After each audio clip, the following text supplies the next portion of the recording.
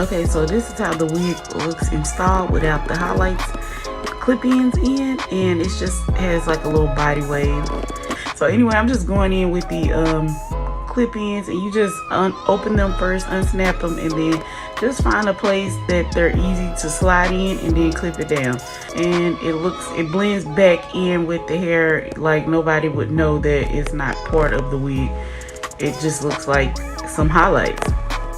And y'all see that the wig is snug enough, but it'll stay in place and won't give you a headache. And that's just how it looks. It just looks super natural. The parting area was super natural. I didn't bleach no knots. I didn't do nothing.